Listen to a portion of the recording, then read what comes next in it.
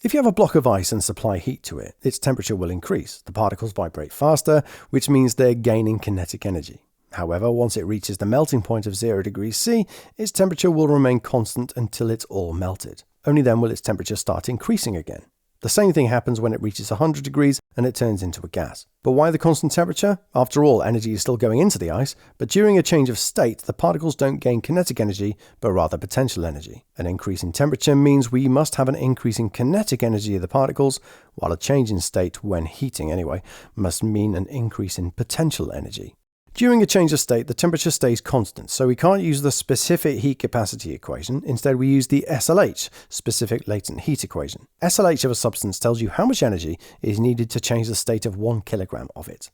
You probably know all of this from GCSE, to be honest, but the questions you can get can be fairly complicated at A level. For example, you might get two substances at different temperatures touching and they reach a common temperature. In that case, you equate the SHC equations for both, but replace delta T with T minus T1 for the colder substance or object and T2 minus T for the hotter one. Then expand, multiply out, rearrange and factorize to find the common temperature T.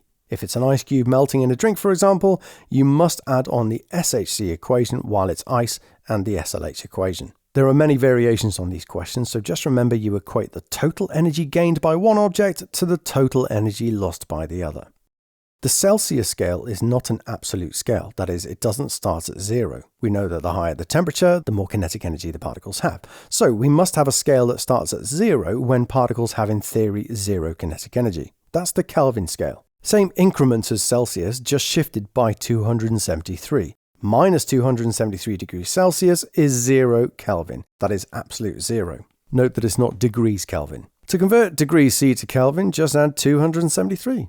Particles can be cooled to almost absolute 0, but even if you don't have the kit to do this, we can still cool a gas and measure the change in pressure at a constant volume, or change the volume at a constant pressure. Plotting pressure or volume against temperature in degrees Celsius, we end up with a straight line. Extrapolating this to where it meets the x-axis, a pressure of 0 is absolute 0. Doing this by hand isn't very accurate as it's a long extrapolation, so it's better to do this algebraically. You always have to use Kelvin when dealing with calculations involving temperature. The only exception is SHC equations because that's a change in temperature. A change in degrees C is the same as a change in Kelvin. This is Boyle's law. Pressure is inversely proportional to volume at a constant temperature. We call this an isothermal change. Charles's law is this: volume and temperature are proportional at a constant pressure. The pressure law, also known as the Gay-Lussac law, pressure is proportional to temperature at a constant volume. Combining these three laws, we can say that PV is proportional to T. To turn this into an equation, that's big N times K, where big N is the number of gas particles or molecules and K is the Boltzmann constant. As big N is huge and K is tiny, we can swap them out for little n, that's moles, and R, the molar gas constant, or we might just say gas constant, which is 8.31. Much nicer numbers to deal with. If only 2 out of PV and T are being changed, we just use one of the above laws. If all 3 are being changed, and also N isn't changing, then P1V1 over T1 equals P2V2 over T2. We explain gas pressure with the kinetic theory of particles, but our model only works perfectly with a theoretical ideal gas. Some real gases come close, like ironically named perfect gases, but we must make 5 assumptions for an ideal gas so we can then use our laws. We use the acronym RAVED. R is for random, particles move randomly. We know this from Brownian motion. That is the fact that if you put smoke particles under a microscope, you can see them moving randomly due to air particles colliding with them. A is for attraction, as in there is no attraction between the particles of the gas. V is for volume, as in the volume of the particles is negligible compared to the volume of the container they're in. E is for elastic, all collisions are elastic, and D is for duration.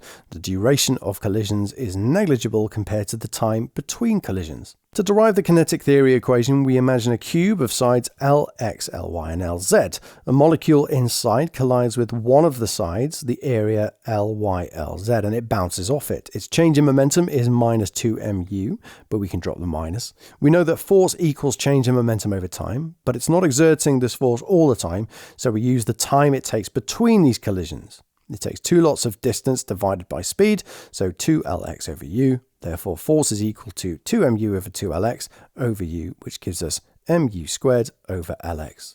Pressure is force divided by area, so dividing by L/Y/Lz, we end up with P equals mu squared over all three lengths, and so that's the same as mu squared over the volume. As any molecule can travel in 3 dimensions, we can say that u squared is equal to a third CRMS squared. CRMS is the root mean square speed. This is essentially a usable average speed of the particles in a gas. The average velocity is 0, as the particles travel in all directions equally when averaged. And so to calculate URMS, that's just the RMS values in one direction, we add up their squares, divide by the number of molecules, then square root all of this. And so then C is a combination of U, V, and W, the velocities in all 3 dimensions. Multiplying this equation by the number of molecules, big N, gives us the pressure of the whole gas. Rearranging, we can see that PV is equal to a third NmCRMS squared. Remember, M is the mass of one molecule, not the mass of the gas. However, big N times N does give us the total mass of the gas. So that's why we can replace Nm over V with the density of the gas. So P is equal to a third rho C squared.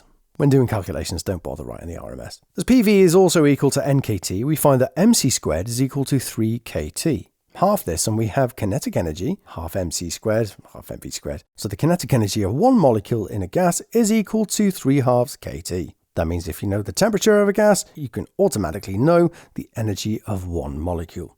Multiplying by big N, of course, and you have the total kinetic energy of the gas. Notice there is no mass in the equation. That means no matter what particles you have in a gas, say it's air, it has nitrogen, oxygen, carbon dioxide molecules, they all have the same kinetic energy because they're at the same temperature. However, as they do have different masses, they will have different speeds. Of course, you saw what a PV graph looks like for Boyle's law earlier. We can draw an arrow to show whether the gas is being compressed or expanding at a constant temperature. We can also draw what happens to a gas if it's compressed at a constant pressure. Only volume decreases. The area under any line on this graph equals work done. Newtons per meter squared times by meters cubed gives us Newton meters. That's the same thing as joules. Work done. If a gas is being compressed, we say that work is being done on the gas. If it's expanding, we say the gas is doing work. If the pressure is constant, we say that the work done by or on the gas is equal to P delta V. If you have a straight line going down, that's a decrease in pressure at a constant volume, so no work is being done. So I hope you found that helpful. Leave a like and a comment if you did, and don't forget to check out our revision app to help you test your knowledge, and I'll see you next time.